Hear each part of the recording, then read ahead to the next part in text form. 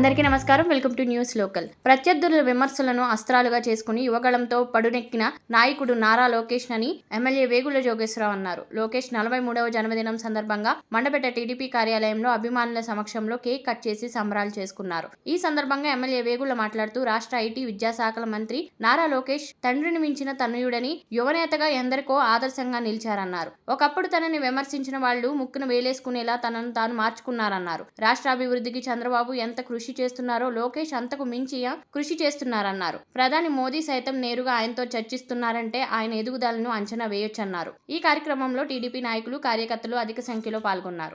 ఈ రోజున మన తెలుగుదేశం పార్టీ యువ నాయకులు శ్రీ నారా లోకేష్ గారి యొక్క 43వ పుట్టినరోజు. ఈ సందర్భంగా శ్రీ లోకేష్ బాబు గారికి జన్మదిన శుభాకాంక్షలు తెలియజేస్తా ఉన్నాం. మరి మనం అందరం చూసాం 2019-24 సంవత్సరాల మధ్యలో మరి ఆయన్ని వైఎస్ఆర్ పార్టీ వాళ్ళు ఎంత అవహేళన చేశారో మనం చూడడం జరిగింది.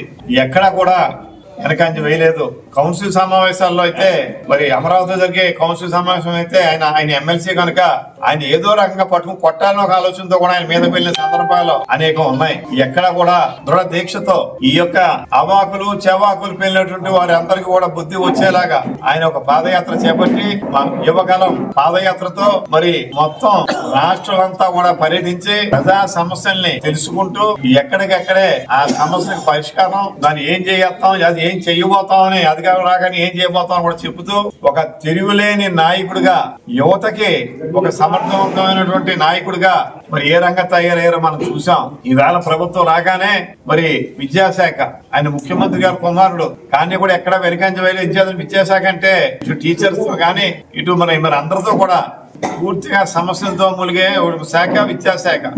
ఎక్కడ కూడా వెనకంజ వేయకుండా మరి ఈ రోజున విద్యార్థుల యొక్క భవిష్యత్తును ఏ రకంగా తీర్చిదిద్దాలనే ఆలోచనతో కొత్త కొత్త పోకడలతో ఇవాళ విద్యారంగాన్ని మరి ముందుకు తీసుకెళ్తున్నారంటే అది శ్రీ నారా లోకేష్ గారికి సమర్థత తప్ప వేరే కాదని చెప్పి ఈ సందర్భంగా తెలియజేస్తూ, మరొక పక్కన ఐటీ శాఖ మార్చులుగా మరి ప్రపంచ దేశాల నుంచి వాళ్ళ తండ్రి గారైనటువంటి శ్రీ నారా చంద్రబాబు గారికి ధీటుగా ఇంకా కరెక్ట్ గా చెప్పాలంటే ఆయన కన్నా కూడా ఎక్కువగా ఇవాళ అనేక సంస్థలని మరి అనేక దిగ్గజమైనటువంటి సంస్థలని మరి మన విశాఖపట్నం కానీ మొత్తం మన ఆంధ్రప్రదేశ్ తీసుకొస్తూ ఇవాళ అందరం మనం పొందుతూ ఈజ్ ఆఫ్ డూయింగ్ అంటే ఏంటో శ్రీ నారా లోకేష్ గారు చెబుతూ మరి ఇవాళ మనకి యువతకి ఉద్యోగ అవకాశాలను పెంపొందించడానికి ఏ రకంగా కృషి చేస్తాం మాత్రం చూసాం. అంటే పనికిరాడు అని ఒక ముద్ర వేద్దాం అని చూశారు వాళ్ళు, కానీ దాన్ని అయినా ఒక స్పోర్టివ్ గా తీసుకుని ఇవాళ ప్రపంచంలోనే ముఖ్యంగా మన అందరికీ తెలుసు మన ప్రధానమంత్రి శ్రీ నరేంద్ర మోడీ గారి గురించి.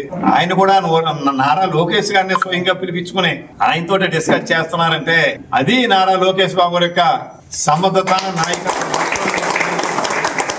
ఆయన మరిన్ని పుట్టినరోజు జరుపుకుంటూ మన ఆంధ్రప్రదేశ్ కి ఆశా కిరణం లాగా మన రాష్ట్రాన్ని అన్ని రకాలు కూడా సమగ్రంగా అభివృద్ధి చెందేలాగా వారి నాయకత్వంలో మనందరం పయనిద్దామని చెప్పి అందరినీ కోరుకుంటూ మరొకసారి ఆయనకి పుట్టినరోజు శుభాకాంక్షలు తెలియజేసుకుంటూ అందరికీ నమస్కారం.